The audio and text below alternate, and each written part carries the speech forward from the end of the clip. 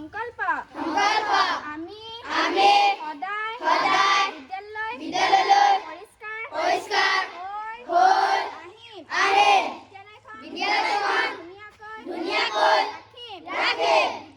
বিদ্যালয় নীতি নিয়ম মানি চলিম।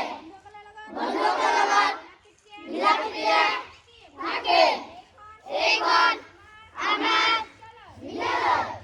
বিদ্যালয়খন আমাৰ আপোন। আমি শিক্ষাগুৰু আৰু জ্যেষ্ঠজনক সন্মান জনাম। শিক্ষাগুৰুৱে কোৱা প্ৰতিটো কথাই মনোযোগেৰে শুনিম। আমি ছাত্ৰ-ছাত্ৰীসকল দেশৰ ভৱিষ্যত নাগৰিক।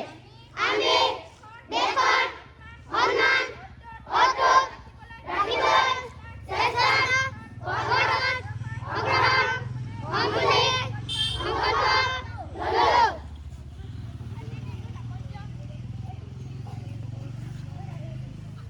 এই অসম চৰকাৰৰ এটি বিশেষ প্ৰয়াস।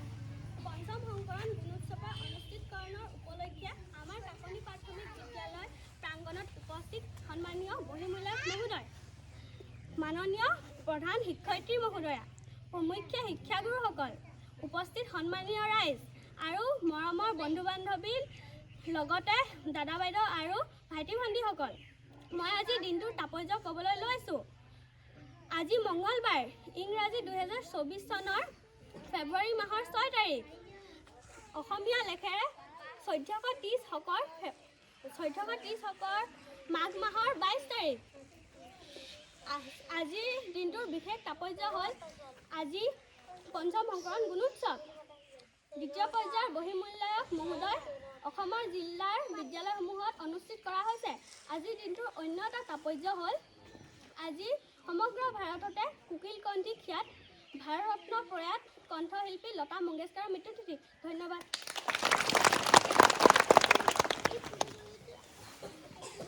আজিৰ দিনটোৰ মহৎলোকৰ বাণী। শিক্ষা হ'ল জীৱন ব্যাপী চলা এক বিকাশমুখী প্ৰক্ৰিয়া। কথাষাৰ কৈছিল জন ডিউ।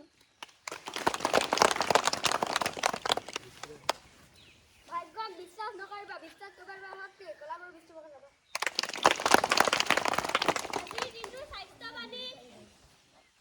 আমি সদায় শৌচ কৰাৰ পাছত চাবোনেৰে হাত ধুব লাগে।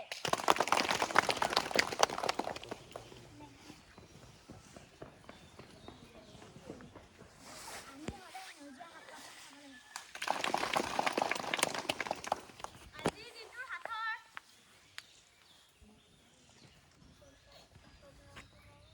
কি কলৰ বাকলি নাই?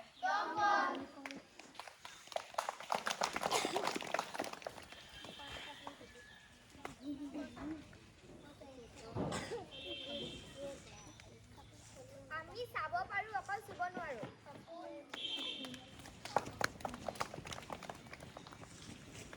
আজিৰ দিনটোৰ কুইজ। গোলাপ ফুল কোন দেশৰ ৰাষ্ট্ৰীয় প্ৰতীক?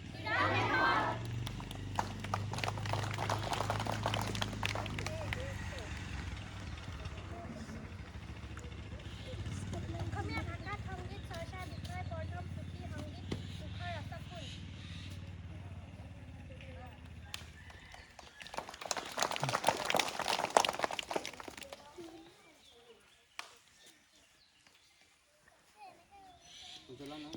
আজিৰ দিনটোৰ গণনা।